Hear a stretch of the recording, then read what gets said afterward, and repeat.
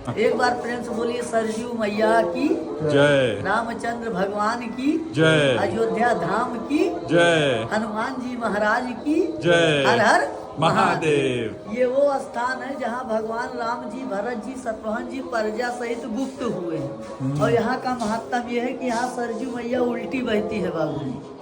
दक्षिण से उत्तर को, अयोध्या में पश्चिम से पूरब, यहाँ उल्टी वहाँ सीधी।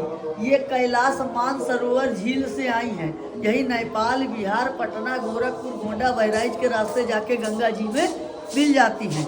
जैसे मनुष्य के कई नाम होते हैं, इसका इनका भी 3 नाम है, सरजू मैया, घाघरा मैया और नेत्रजा मैया, जो भगवान विष्णु जी के नेत्र से निकली हैं। और भगवान राम जी यहाँ अयोध्या से पैदल चल के आए थे, राम के रूप में गए थे, विष्णु जी के रूप में। कहे हैं सबसे पहले माता सीता जी गई हैं। अच्छा।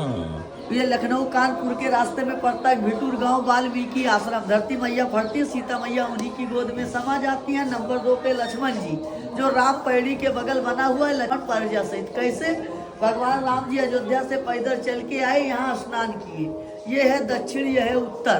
दक्षिण होता है पितृलोक।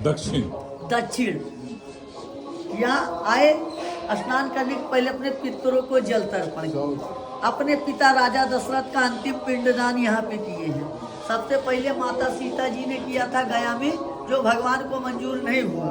भगवान जब वैकुंठ धाम जाने लगे तो पितरों का तर्पण, अपने पिता राजा दशरथ का पिंडदान, सब कुछ करने के बाद फिर पूजन करते हैं शंकर भगवान की, क्योंकि शंकर भगवान के गुरु राम जी थे और राम जी के गुरु शंकर जी थे। वो एक दूसरे को ही अपना गुरु मानते हैं। इनके बारे में तुलसीदास जी लिखते हैं, कल्पकोट काशी बसे, मथुरा बसे हजार, और एक निमित्त सरयू बसे, तुलय न तुलसी दास। जैसे सब तीर्थों का मस्तक है अयोध्यापुरी, जहाँ भगवान जन्म लीन के लिए कुछ दिन बड़ा भाई। अयोध्यापुरी का मस्तक है ये गुप्तार घाट, जहाँ से भगवान आए थे, राम के रूप में गए थे विष्णु जी के रूप में। यहाँ पे पितरों के नाम से तर्पण और पिंडदान करने से उनको मोक्ष की प्राप्ति होती है, गया में वास मिलता है। इसीलिए वो लिखा है बाबूजी, अयोध्या मोक्षदायिनी। जैसा कहते हैं घर में झगड़ा हो, लड़ाई हो, अकाल मृत्यु हो, घर में बाल बच्चे परेशान रहते हो, घर में सुख शांति ना रहे, तो लोग कहते हैं भगवान, तो वो भगवान नहीं रहते, वो पितृ परेशान करते हैं। जब यहाँ पे उनको जल और उनका पिंडदान कर देते हैं तो वो शांत हो जाते हैं, उनको मोक्ष की प्राप्ति होती है, उनको गया में वास मिलता है। जब गया में पिंडदान हो जाता है तो कहीं पिंडदान नहीं होता, लेकिन गया में नहीं किए हैं तो यहाँ पे तर्पण और पिंडदान करने से उनको मोक्ष की प्राप्ति होती है। क्योंकि 15 दिन के लिए यमलोक का द्वार पितरपक्ष में खुलता है, यहाँ हमेशा खुला रहता है। क्योंकि ये यहाँ भगवान राम जी वैकुंठ धाम के स्वामी विष्णु जी ने राम के रूप में आकर स्वयं तर्पण और पिंडदान किया। सहित कैसे जाते हैं ये भी सुनिए बाबू। जब भगवान सब कुछ करने के बाद जल में जाते हैं, स्नान करते हैं, तो निकलते हैं विष्णु अवतार में।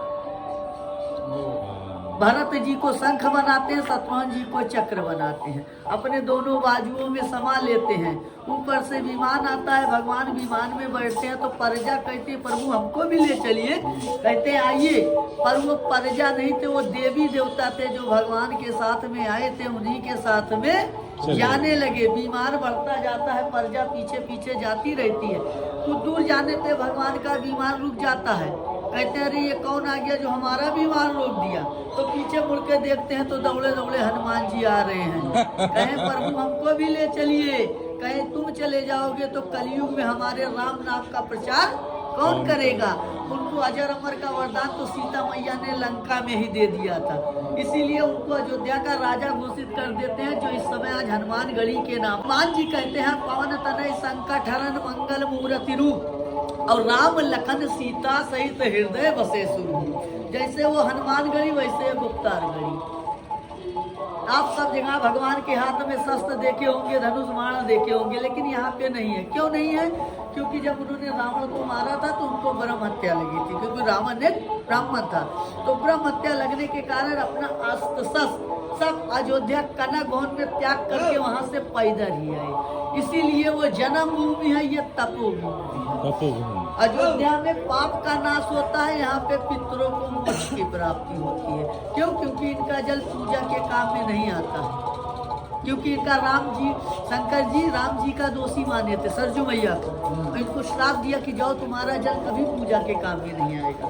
तो सीता सरजू मैया ने कहा बताइए प्रभु, आप भी प्रभु वो भी प्रभु, हम तो गए नहीं थे, वो तो स्वयं अयोध्या से पैदा, क्या गलती है जो आपने हमको इतना बड़ा दंड दे दिया। और विनती करने के बाद तब शंकर जी ने इनको वरदान दिया कि जाओ तुम्हारा जल पितरों के मोक्ष की प्राप्ति में काम आएगा, इसीलिए इनको बोलते हैं सरजू मैया मोक्षदायिनी। जब भगवान राम जी, भरत जी, शत्रुघ्न जी प्रजा सहित गुप्त हुए तब इसका नाम पड़ा है गुप्त हरि, चक्र हरि, गुप्तार घाट। बहुत लोग कहते हैं भगवान समाधि इसी में लिए, अरे समाधि उसको कहते हैं बाबूजी जिनका शव मिलता। भगवान तो न कभी डूबते हैं न कभी मरते हैं, सिर्फ रूप बदलते हैं और लीलाएं करते हैं। तो आज भी भगवान इस सरजू जी में अंतर ध्यान है, क्योंकि जब वो गए तो राम के रूप में, लेकिन जब निकले थे तो विष्णु के रूप में आए थे, राम के रूप में गए थे, विष्णु जी के रूप में आए थे, इंसान के रूप में गए थे, भगवान के रूप में। तो जब भगवान यहीं से परम धाम वैकुंठ धाम विष्णु लोक को गए हैं। बहुत कीन करुणा वचन, प्रजा कहते हैं कि बहुत कीन करुणा वचन कीन जो अतरज राम, और रघुपाल विष निज गौने निज धाम। तो भगवान यही अपने परम धाम वैकुंठ धाम विष्णु लोक को गए। तो जब भगवान यहाँ अंतर ध्यान हुए तब इसका नाम पड़ा है गुप्त हरि घाट। एक बार प्रेम से बोलिए सरजू मैया की जय। तो यहाँ पे बाबूजी जो कहते हैं कि हमारे लोग आए हुए हैं, जैसे एक लोटा जल देने से सूर्य देवता प्रसन्न होते हैं, वैसे यहाँ पितरों के नाम जल तर्पण और पिंडदान करने से पितृ खुश हो जाते हैं। घर में सुखियाँ आती हैं, धन उनका लाभ होता है, क्योंकि ये पितृ लोगों को देखते हैं। बताइए, हमने उनको लिए इतना सब कुछ करके चले आए, वो हमको जल भी नहीं पिला सकते, हमारे मोक्ष की प्राप्ति के लिए हमें भोजन नहीं करा सकते। तो जब वो परेशान करते हैं तब लोग कहते हैं अरे भगवान क्या गलती हो गई, क्या गलती हो? ऐसे कभी तो हमारा इतना अच्छा दिन चल रहा था फिर खराब हो गया। और खुशी नहीं मिलती है, कामयाबी नहीं मिलती है। कोई बढ़ना चाहता तो फिर पीछे हो जाता है।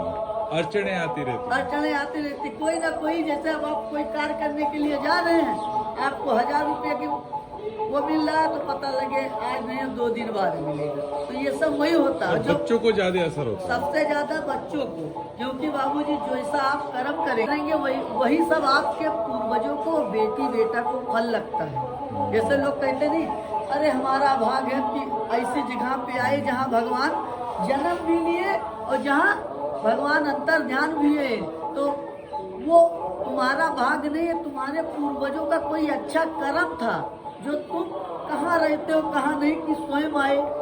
लोग कहते भगवान चले गए, अरे भगवान अब तो आ गए। देखिए रामलला के दर्शन करने लोग प्रजा गई थी, आज हजारों लाखों लोग रामलला के दर्शन कर रहे हैं। तो वो प्रजा ही है, कहे हैं किस रूप में नारायण मिल जाए ये कोई नहीं जानता। और भगवान के जमाने की सिर्फ 4 चीज सत्य है बाबू। एक सरजू मैया जिसका जल हम लोग पीते हैं, जिनको मोक्ष की प्राप्ति में काम आता है। एक धरती माता जिसमें हम लोग चलते हैं रहते हैं। एक सूर्य भगवान जिनकी रोशनी से हमें ऊर्जा मिलती है, पेड़ पौधे जीव जंतु सब जीवित हैं। और एक हनुमान जी जो आज भी अजर हैं अमर हैं, लेकिन अभी अब कहीं भी राम नाम का जाप हो, लेकिन भगवान हनुमान जी वहाँ हमेशा रहते हैं, लेकिन किसके रूप में है ये कोई नहीं जानता। ये यहाँ का महत्तम है, ये यहाँ का कथा है। हमारा नाम दिनेश कुमार पांडे है, हमारा गोत्र है भारद्वाज, हम लोग इसी घाट के ब्राह्मण हैं।